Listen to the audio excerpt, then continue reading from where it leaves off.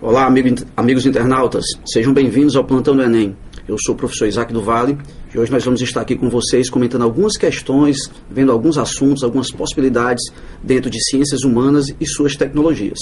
Bom, como o nosso tempo é relativamente reduzido, nós vamos tentar aqui abordar uma questão de cada assunto dentro das ciências humanas. Nós vamos contemplar aqui uma questão da área de sociologia, outra questão na área de história e, por último, uma questão na área de filosofia. Tá? Então, vamos abrir agora os trabalhos com a questão da área de sociologia dentro das ciências humanas. Vamos à questão. Entre a população brasileira, 39% acham que a desigualdade social alimenta a criminalidade, mas 58% acreditam que a maldade das pessoas é a sua principal causa. Esse contraste entre posições liberais e conservadoras é uma marca da sociedade brasileira. De acordo com pesquisa nacional feita pelo Datafolha, foram realizadas 2.588 entrevistas em 160 municípios. Inspirado por uma metodologia adotada por institutos de pesquisa estrangeiros, o Datafolha submeteu os entrevistados a uma bateria de perguntas sobre os assuntos polêmicos, para verificar a inclinação das pessoas por valores liberais e conservadores. Bom, temos aí um assunto que não só é recorrente na sociologia, mas com certeza é um assunto recorrente no cotidiano dos brasileiros. É uma temática que está aparecendo muito forte nas campanhas eleitorais por todo o país, que é a temática da violência. Embora nós saibamos que existam vários tipos de violência, como a violência simbólica, nós vamos aqui colocar em pauta mais a questão da violência urbana, né? A violência contra a vida, a violência contra o patrimônio, que é um tema realmente muito recorrente e que é um tema de crescente importância, como já falei, no debate do homem comum e também no debate político. E nós temos aqui uma questão que a sociologia se esforça para responder há muito tempo, que é: por que existe a violência? Quais são as causas? O comando da questão, ela fala de uma entrevista a partir da qual as pessoas comuns do dia a dia vão optar em dizer o motivo pelo qual elas atribuem a existência da violência. E para a sociologia? Embora existam diversas vertentes sociológicas, nós podemos afirmar que a sociologia ela tem encontrado um meio de tentar responder essa pergunta. Uma primeira coisa que eu indico ao amigo internauta que vai prestar aí o Enem, agora em novembro, é que você fique atento que a sociologia ela vê na violência um fenômeno extremamente complexo. Devemos sempre fugir de explicações simplistas, maniqueístas. Sociologia ela admite que é um assunto extremamente complexo, esse da violência. Então, a palavra-chave para compreender violência do ponto de vista sociológico é a palavra multicausalidade. Nós nunca devemos considerar que a violência é fruto de uma coisa simplificada, de um motivo específico demais. A sociologia ela levanta amplos debates sobre o motivo da violência. Uma questão importante que a sociologia levanta é o papel da desigualdade social. Veja bem que eu não estou me referindo à pobreza em si. Existem países, existem sociedades com nível de pobreza elevado que, no entanto, não tem correspondente ao fenômeno da violência. Mas para a sociologia, uma grande fonte de tensão social e por tabela, violência, é a questão da desigualdade social. Então, compreender a sociologia, você tem que perceber que a desigualdade social tem um fator de catalisação de tensões que podem e fatalmente levam a desembocar na violência. Esse é um primeiro aspecto. Um segundo aspecto que nós temos que abordar é a própria cultura de violência que algumas sociedades têm experimentado. Eu não vou entrar aqui no mérito de importância dos meios de comunicação, de filmes ou de games, mas, na verdade, o papel de que a violência tem despertado no cotidiano das pessoas, especialmente na periferia. Tá? Há um certo culto à violência, há um papel de afirmação da juventude através da violência. Talvez aquilo que Weber chama de buscar o status. Muitas vezes são jovens de periferia que não conseguem ascensão social. E como eles vão obter esse status, esse respeito, esse prestígio dentro da sociedade em que ele vive? Um dos caminhos é cultivar a violência, é conseguir esse respeito através da aquisição de armas, fazendo crimes, tá? Tornando-se uma pessoa temida, tá? E por tabela respeitada. Então, desigualdade social, cultura de violência, baixa escolaridade, também é um fator que considera-se bastante importante. Então, a sociologia ela tenta entender, sobretudo a partir dos anos 60, na chamada Escola de Manchester, o papel, primeiramente, dos ambientes em que os criminosos emergem. É um certo consenso, dentro da sociologia, que compreender o crime, a criminalidade, é compreender a biografia do criminoso. E esses estudos têm demonstrado que em áreas degradadas, o que é que eu chamo de áreas degradadas? Áreas onde o Estado não é tão forte, áreas onde faltam opções de lazer, saneamento básico, oportunidades de emprego. Essas áreas tendem a produzir mais criminosos. Isso foi confirmado em várias pesquisas norte-americanas, né, em subúrbios degradados de Detroit e outras regiões metropolitanas dos Estados Unidos. Então, não perca a conta, hein? Estamos colocando aí desigualdades sociais, estamos colocando baixa escolaridade, estamos colocando uma cultura de valorização da violência, estamos colocando também o papel de compreender a biografia e o habitat do criminoso. E é claro que a gente pode colocar outros elementos no debate, como, por exemplo, falhas no aparelho coercitivo. Se nós temos falhas no aparelho repressor, seja em questão policial, seja em questão judicial, nós vamos ter um aumento da violência. Então, a impunidade ela também acaba juntando aí nesses fatores que vão dar origem à compreensão do processo da violência por parte da sociologia. Então, eu mencionei aqui, um tanto quanto rapidamente, por causa da complexidade do tema, a gente já elencou aqui vários fatores. Só para o amigo internauta ter uma ideia, que não é um debate fácil. Não é como no texto aqui que a gente lê uma opinião, a maldade das pessoas. Tá? É claro que isso pode ser um componente, uma pessoa que tem alguma sociopatia ou até mesmo uma psicopatia, mas a sociologia ela não se interessa por casos individuais, isolados, ou não trabalha com essa categoria tão universal de maldade. Tá? Então, são esses elementos a partir dos quais a gente vai agora começar a resolver a nossa questão. Vamos aqui ver os itens. De acordo com a sociologia, a violência pode ser interpretada como: item A, causada por fatores da psicologia coletiva de uma sociedade. Eu já tinha acabado de mencionar para vocês que a sociologia ela tenta fugir dessas explicações muito psicologizantes. Isso é uma tendência que já vem com Durkheim, né? Durkheim, seu estudo clássico sobre suicídio, ele tentou ver que havia um fator social para entender o suicídio, não apenas um fator de psicologia. Então, nesse caso, a sociologia não vai se interessar por interpretar a violência como um fator de psicologia coletiva. Até porque nós teríamos uma contradição nesse caso, especialmente em nível de Brasil. Porque se fala que o brasileiro é um homem pacífico, né? Seríamos cordiais. Então, se o brasileiro é um povo cordial por excelência, por que tanta violência? Então é uma questão que a sociologia ela não vai dar suporte a esse tipo de abordagem. Então, voltando aqui para o item, psicologia coletiva essa não é a ênfase, né, esse aspecto psicologista não é a ênfase da sociologia. Então você não vai marcar. Vamos para o B.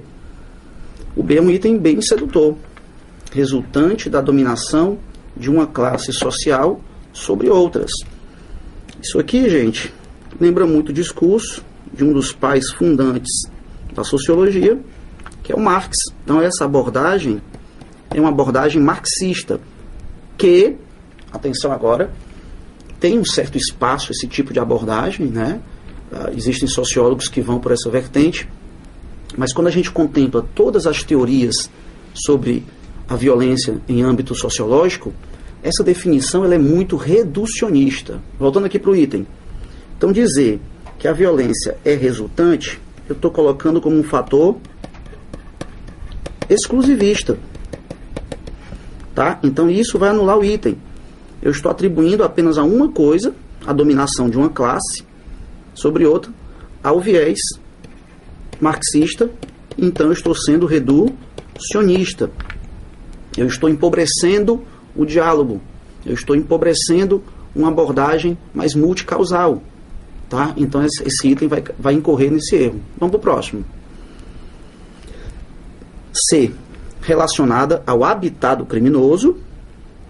Quando nós falamos aqui de habitat, nós estamos falando ao que nós citamos aqui, pessoas que vivem em áreas degradadas.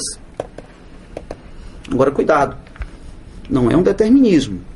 Não vamos ter um viés determinista também. Viveu em área degradada, vai virar criminoso. Não é por aí. Mas é claro que é um fator interessante se colocar na equação. Tentar entender a área em que o criminoso está vindo. Voltando para o item. E a sua biografia? O item C é o nosso item correto. Isso bate com a chamada sociologia do desvio da escola de Manchester, que é considerada na sociologia aquela que vai desenvolver indagações mais profícuas, né, mais interessantes a respeito desse tema. Vamos aqui falar dos outros itens só para desencargo de consciência. D. Provocada pela existência da pobreza enquanto fenômeno social. Aqui é outro problema, tá? Que é colocar um só fator. Nós também temos aqui um item reducionista. Ele está atribuindo exclusivamente a pobreza.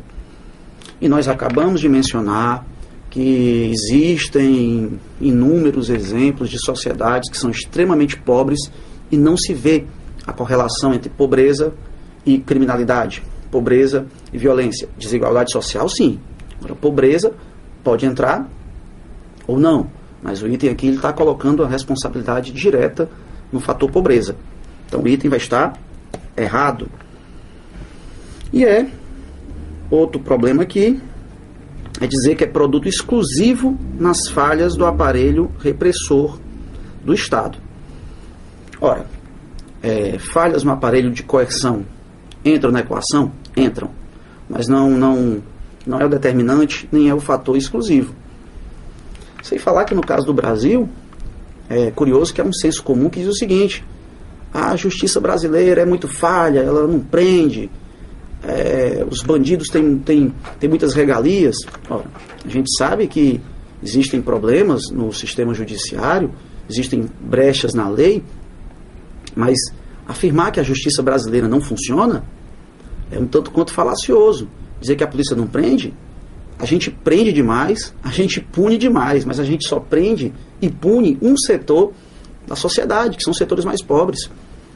É impressionante como certos tipos de crimes, como os famosos crimes de corrupção, crimes de colarinho branco, eles não encontram tanta ressonância nos programas policiais, não encontram tanta ressonância na opinião pública, e diante da impunidade desses setores já está uma coisa naturalizada.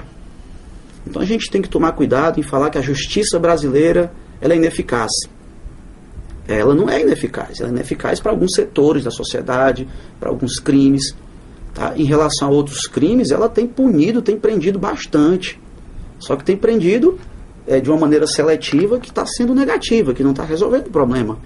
Está pegando um pequeno traficante e colocando na prisão junto com homicidas, com assaltantes de banco, com grandes traficantes.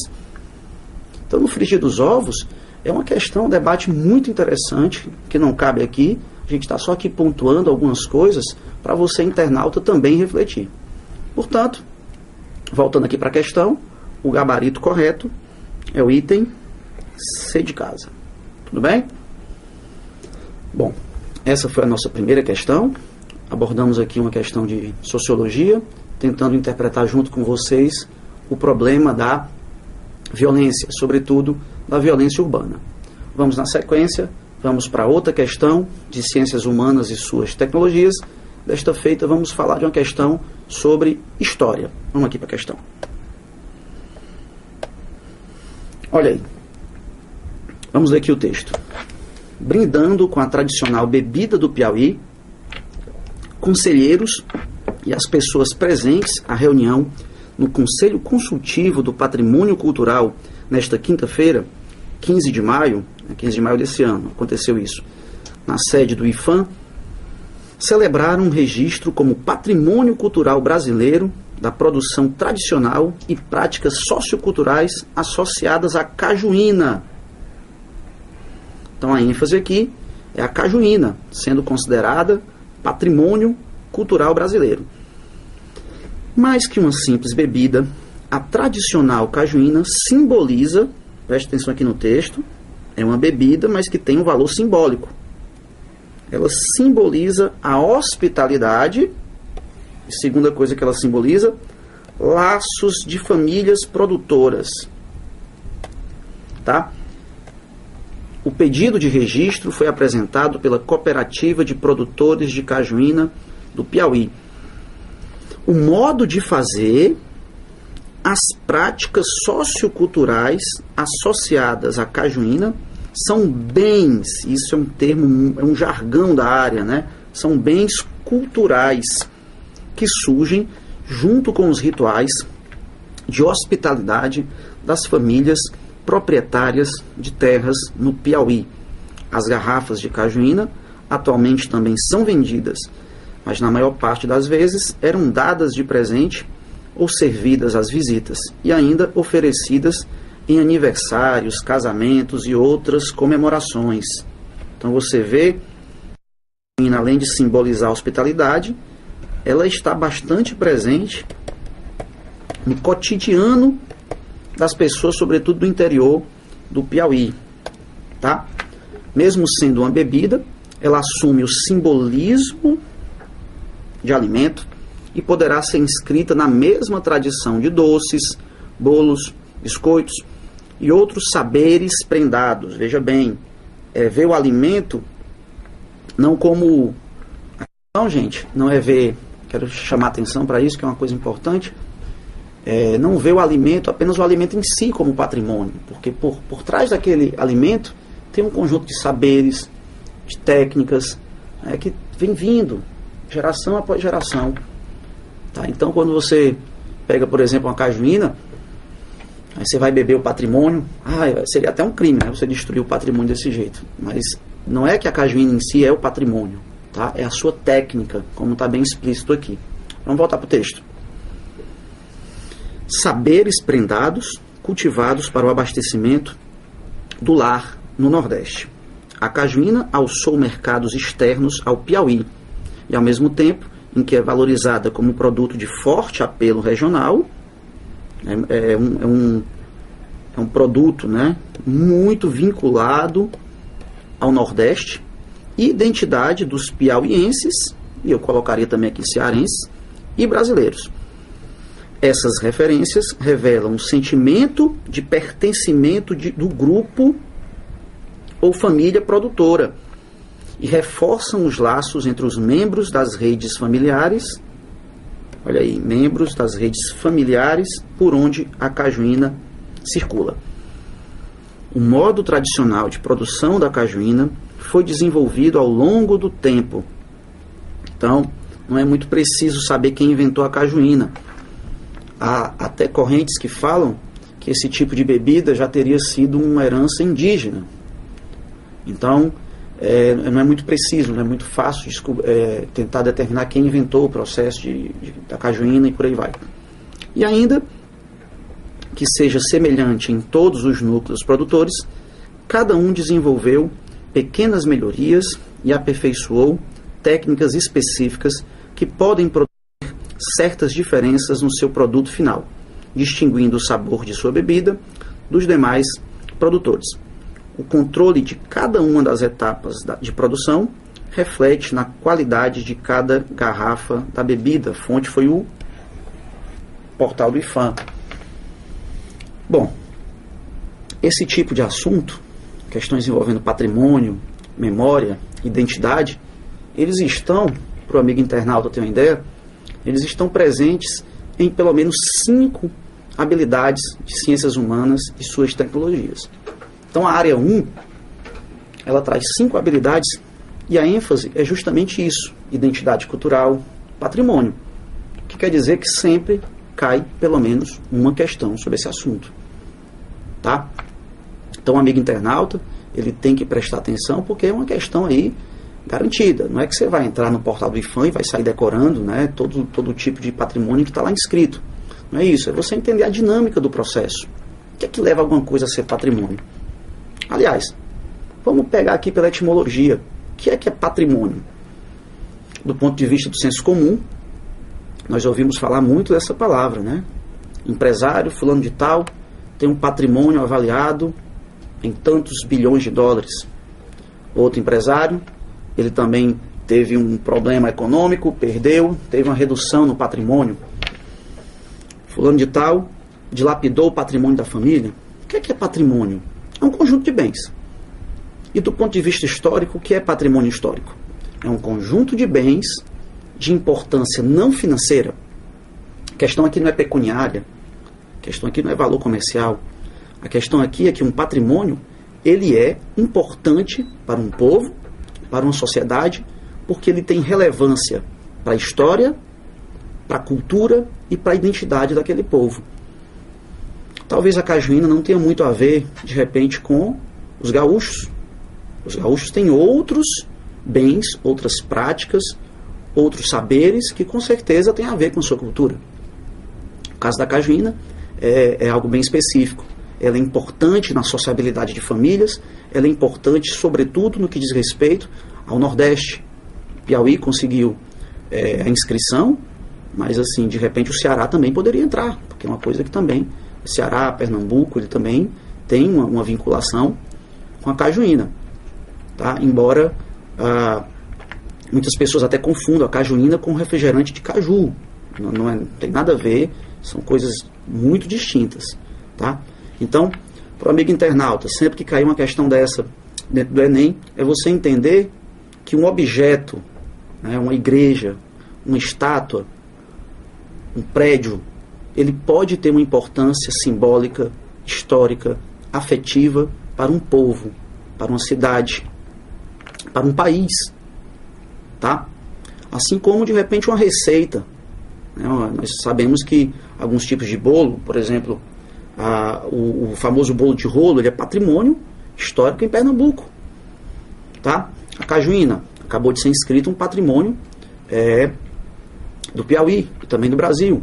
O acarajé, talvez seja o mais conhecido, ligado à Bahia. O queijo Minas, ligado a Minas Gerais. Então, são saberes, são costumes que estão dentro, né? Estão dentro daquele objeto, daquele alimento, estão dentro daquele espaço, daquele prédio. Então, é mais ou menos essa abordagem que o Enem coloca. Tá? Então, falamos aqui um pouquinho do que é patrimônio. O que é que leva alguma coisa a ser patrimônio? Você pode estar pensando, eu tenho um sítio de interior da família, tem um valor muito grande, ali eu aprendi a andar de bicicleta, ali eu passei minha infância e tal. Eu quero tombar como patrimônio, eu posso?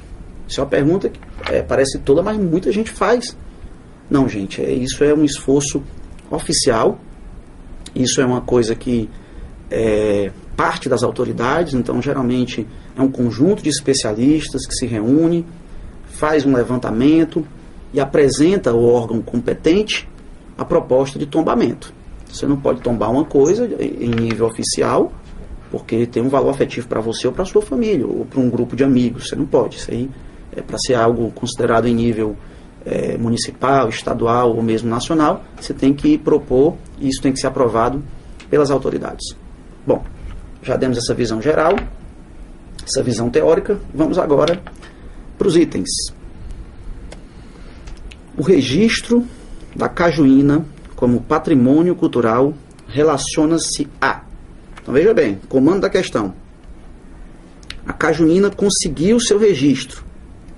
A cajuína ela é patrimônio. Esse é o jargão técnico. Ela foi registrada, pronto, está inscrita, já é patrimônio. Por que ela conseguiu isso? Mais ou menos a interpretação do comando. Vamos lá. Item A. Sua técnica de fabricação é de origem portuguesa. Gente, no texto não tem nada disso, e eu mesmo coloquei para vocês que é difícil precisar a origem da cajuína. Então, esse item A, ele está sendo temerário. Ele está dizendo, ele está atribuindo uma origem para a cajuína, ainda está dizendo que foi por isso, por ter uma origem portuguesa. Não se sabe se tem origem portuguesa e não foi por isso. Né? O texto em nenhum momento ele vincula isso com uma explicação. Então esse item está errado. Vamos para o B. Descartamos o A. Item B. A cajuína foi considerada patrimônio porque ela gera empregos no interior do Nordeste? É esse viés politicamente correto? Gerou emprego, trouxe renda, né? Dinamizou a economia, vai virar patrimônio? Acabamos de mencionar que não. Sempre é um significado simbólico, sempre é um significado cultural, ligado a comportamentos, tá? Então, item B está falso, tá? Item C, ela foi inscrita como patrimônio devido ao seu caráter totalmente familiar e artesanal até os dias atuais. Olha aqui, gente, está colocando que é familiar, aí o estudante vai lá e vê, não, o texto fala que realmente as famílias e tal, mas aí tem um problema, está dizendo que é totalmente familiar e artesanal. Não, gente, a cajuína ela tem sido produzida, inclusive em escala industrial. A gente não pode identificar, claro que existe cajuína caseira. Você vai em fazendas do interior nordestino, há o processo de produção de maneira totalmente caseira, mas também ninguém pode negar que isso é um negócio. Existe produção industrial, comercial. Você vai a supermercados, você vai na seção de refrigerantes, você vai ver as garrafas de cajuína lá. Então, não é uma questão só artesanal, ela também é industrial. E não é totalmente familiar. Isso não é uma coisa necessária. Então, voltando aqui para o item. Dizer que ela é totalmente familiar e principalmente dizer que ela é totalmente artesanal, claro que ela já teve um período artesanal, mas dizer que atualmente ela se mantém assim, vai tornar o item também falso. Tá? Item D. A cajuína foi registrada como patrimônio devido a quê? Sua valorização enquanto elemento de identidade regional. Temos aqui uma palavra-chave: identidade. Quer dizer que a cajuína ela não é só mais uma bebida que circula naquela região. A cajuína ela também tem a ver com um conjunto de hábitos, tá, que dão um sentimento de pertencimento, tá, àquele grupo. Acima de tudo é isso. Todo tipo de questão que fala de patrimônio invariavelmente vai pautar-se pela discussão de identidade. Eu me identifico com aquilo. Então, existem famílias, existem pessoas, existem gerações inteiras que se acostumaram a beber, no caso da nossa questão, a cajuína. Então, há uma vinculação de identidade cultural. Então, temos aqui o item correto. O item D. Cajuína foi inscrita porque ela tem a ver com o sentimento de identidade regional, tá? Então, vamos aqui só para tirar qualquer eventual dúvida, vamos ver aqui o item E. A cajuína foi colocada como patrimônio cultural devido às suas propriedades medicinais diuréticas. Novamente, gente, nós estamos aqui contemplando um item que, a exemplo da questão daquele item do emprego, são itens pragmáticos, né? Não é essa a questão. Que leva um bem, né, seja uma prática, seja um bem material, seja um bem imaterial, como está no jargão, o que leva não é uma questão prática, é mais uma questão simbólica vinculada à identidade. Então, voltando aqui para o item, podemos descartar o item E. Tudo bem? Então, acabamos de responder mais uma questão. Falamos aqui um pouquinho, né? Você que está chegando agora aí na frente do seu computador, falamos um pouquinho aí de memória, identidade, patrimônio e resolvemos uma questão sobre esse assunto. Para fechar aqui a trinca, vamos aqui abordar um assunto que tem caído com cada vez mais frequência na prova do Enem, né? É o assunto de filosofia. É um assunto que tem dado uma certa, e é o certo, né? Dá uma certa dor de cabeça a quem vai resolver. Então, a filosofia tem sido bastante contemplada, em especial a filosofia grega, né? O berço da filosofia ocidental, o chamado milagre grego, século V a.C., nascimento da reflexão filosófica, os pré-socráticos e outras escolas. Então a gente escolheu aqui uma questão vamos ler aqui o texto referente à nossa última questão de hoje, assunto filosofia, no caso filosofia socrática. Vamos aqui à questão. Pois eu, atenienses, devo essa reputação exclusivamente a uma sabedoria. Qual vem a ser esta sabedoria? A que é, talvez, a sabedoria humana. É provável que eu a possua realmente. Os mestres mencionados há pouco possuem, talvez, uma sobre-humana. Ou não sei que diga, porque essa eu não aprendi, e quem disser o contrário, me está caluniando. Submeti a exame essa pessoa, é escusado dizer o seu nome, era um dos políticos. Eis, atenienses, a impressão que me ficou do exame e da conversa que tive com ele. Achei que ele passava por sábio aos olhos de muita gente, principalmente aos seus próprios. Mas não o era. Meti-me, então, a explicar-lhe que supunha ser sábio, mas não era. A consequência foi tornar-me odiado dele e de muitos dos circundantes. Ele supõe saber alguma coisa, mas não sabe, enquanto eu, se não sei, tampouco suponho saber. E se algum de vós redarguir que se importa, não me irei embora, deixando-o, mas hei de interrogar, examinar e confundir. E, se me parece que afirma ter adquirido a virtude e não adquiriu, hei de repreendê-lo, por estimar menos o que vale mais e mais o que vale menos. É um texto do Platão, colocando as palavras de Sócrates, né? Famoso livro, a famosa obra, A Defesa de Sócrates.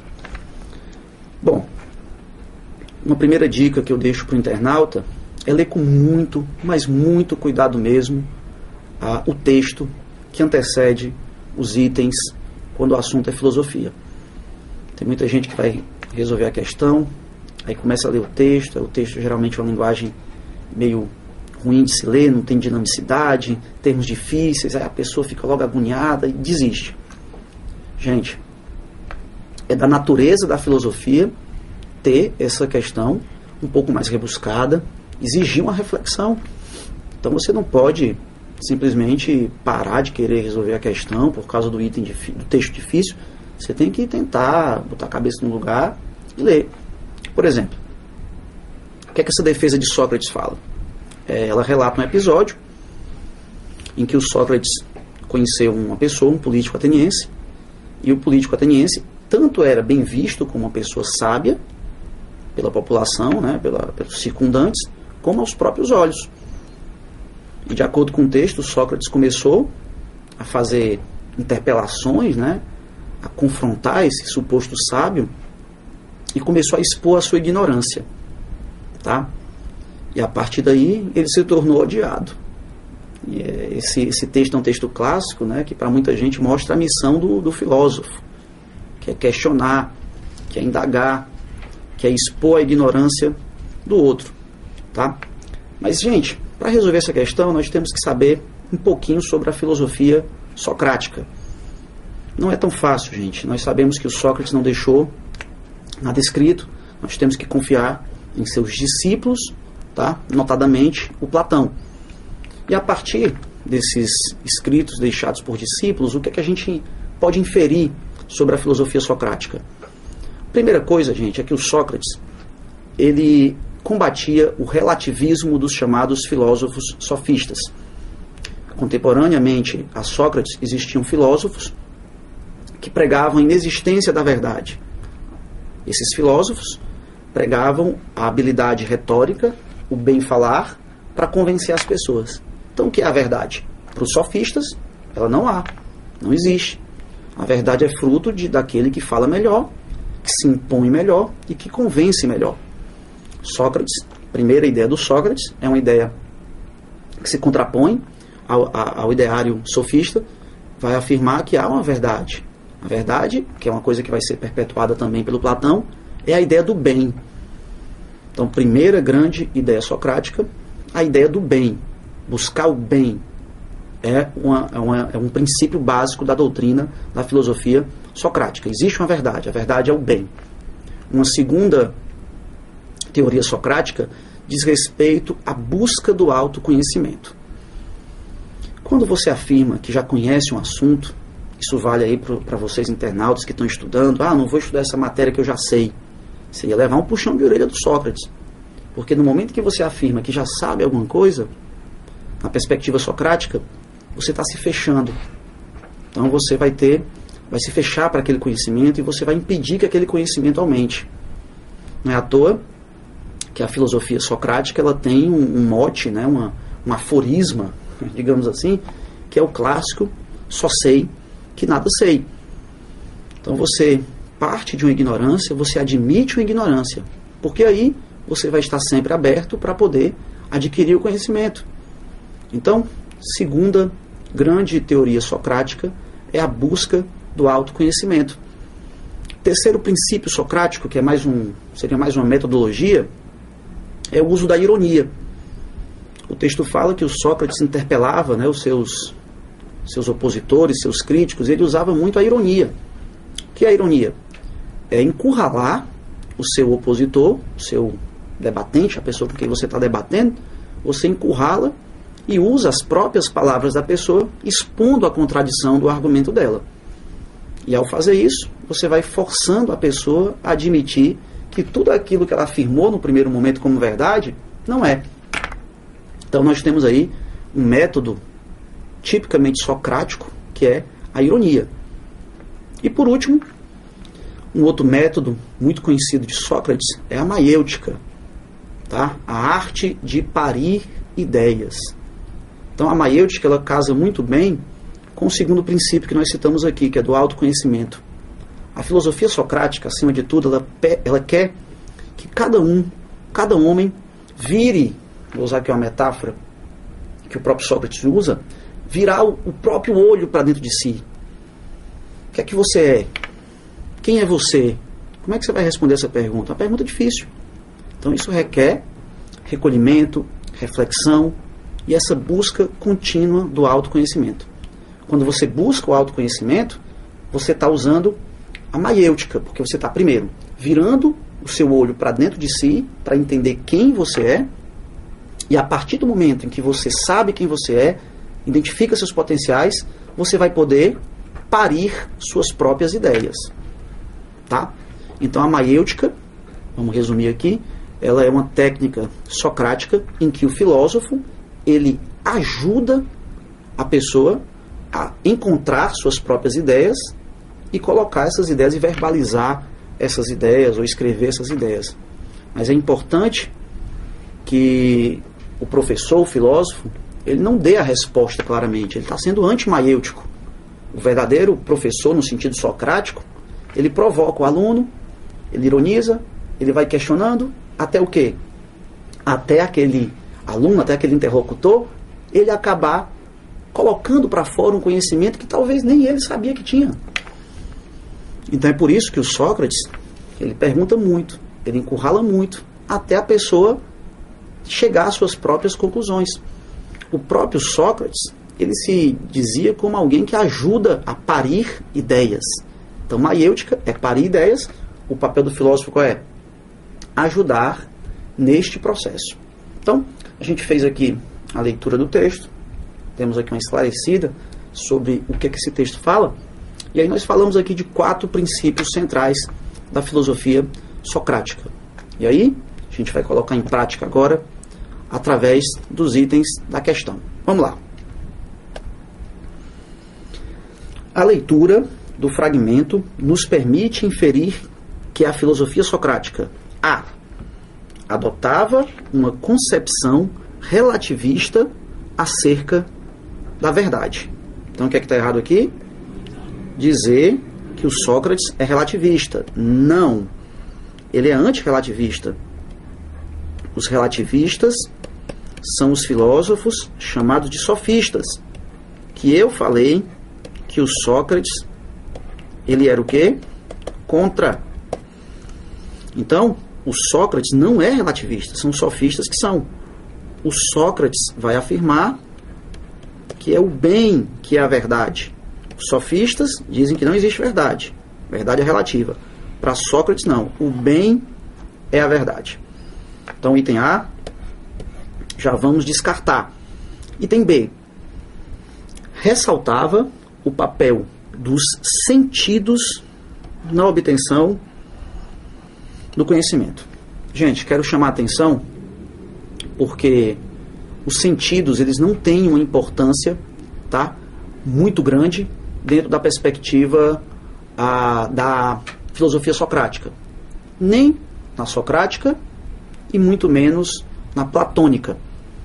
Tanto, aí a gente não sabe direito se é o Sócrates ou se é o Platão colocando isso na boca do Sócrates, né? Como a gente falou aqui no início, o Sócrates não escreveu nada. Mas enfim, tanto o Platão como o Sócrates, eles desconfiam, isso é muito mais forte, óbvio, na filosofia platônica, eles desconfiam dos sentidos. Vocês já devem estar lembrando aí da clássica distinção do famoso mundo das ideias, tá, como um verdadeiro mundo real, e o mundo material, que seria apenas uma sombra. Então, na perspectiva socrático-platônica, o mundo que nós vivemos, esse mundo material, ele não é um mundo verdadeiro, é um mundo ilusório, e o instrumento que eu tenho para lidar com ele, os sentidos, também são bastante ilusórios. Portanto, tanto Sócrates como Platão, eles enfatizam a razão. Vamos aqui para o item. Então, dizer que eles valorizam os sentidos, completamente falso.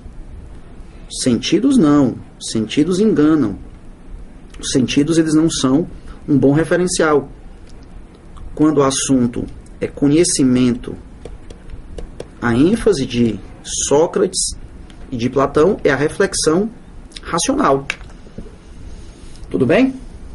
Então, é uma dica importante. Tanto Platão, caiu um texto sobre Platão, caiu um texto sobre Sócrates, você vai ver que dependendo do assunto, se o assunto for conhecimento, se o assunto for verdade, a questão vai claramente ir para o seguinte aspecto: eu consigo conhecimento através do acesso ao mundo das ideias. E o acesso ao mundo das ideias se dá, meu link é a razão. Na perspectiva platônica e socrática, se eu clicar num link dos sentidos, eu não vou acessar a razão, eu vou acessar um site fake, digamos assim. Então, o verdadeiro conhecimento só é acessado pela razão. Voltando para os itens. Item C. Baseava-se na autoridade dos grandes mestres sofistas. Temos dois problemas aqui. Autoridade. Sócrates, ele não vai querer que ninguém diga que possui um conhecimento porque pegou de uma autoridade. Isso iria contradizer a filosofia socrática. O grande conhecimento é aquele que você acessa, é aquele que você processa a partir dos seus próprios padrões. Então nada de, essa ideia é verdadeira porque eu peguei de uma autoridade tal, de um mestre tal. No próprio texto, o Sócrates se contrapõe a essa ideia. Tá? Então, voltando aqui para o item, dizer que a filosofia socrática se baseia em qualquer autoridade está falso. E muito menos mestres sofistas, que são os grandes rivais, são os grandes, as grandes antípodas, né, as grandes nêmesis de Sócrates. Então ele não se baseia em nenhum tipo de autoridade e muito menos sofistas. A vida do Sócrates foi uma vida de tentar se contrapor aos sofistas, pelo menos de acordo com o que nos relata o Platão. Vamos aí para os últimos dois itens. Item D. Defendia a busca pelo autoconhecimento por cada pessoa. Opa! Temos ali o item correto. E como é que você consegue esse autoconhecimento? Nós vimos aqui. O autoconhecimento, ele vem através da reflexão. Tá? Então nós temos aqui o item correto. Vamos lá. O item D. Você tem que ter o autoconhecimento. O autoconhecimento você não tem de maneira fácil, é um processo penoso, é através da reflexão. O autoconhecimento não é pelos sentidos, mas pela razão. E isso é individual. Você não pode pedir para uma pessoa conhecer você por você. Por isso que Sócrates propõe que você vire para dentro de si o seu olho interno para buscar saber quem você é. Afinal, como ele mesmo diz, uma vida a qual você não conhece a si mesmo não é uma vida que vale a pena ser vivida. É uma vida miserável do ponto de vista socrático. Vamos aqui ver o último item, para desencargo de consciência. Item é: postulava uma postura de isolamento diante do mundo. Tem filósofo que se recolhe. Tem filósofo que procura, né, se abstrair das preocupações mundanas, né, se isolar. O Sócrates não. O Sócrates ele andava no meio da rua, andava interpelando as pessoas, andava provocando filosoficamente nesse sentido. Então a filosofia socrática não é uma filosofia de recolhimento. A filosofia socrática é uma filosofia que afirma a busca do autoconhecimento, mas sem implicar necessariamente em isolamento do mundo. Portanto, item correto, filosofia socrática tem profundamente a ver com a busca pelo autoconhecimento. Bem, amigos internautas, chegamos aqui ao fim da nossa participação. Espero que tenham gostado. Continuem no ar. Já já vem aí Linguagens e Códigos e suas tecnologias. Um abraço, tudo de bom, boa sorte.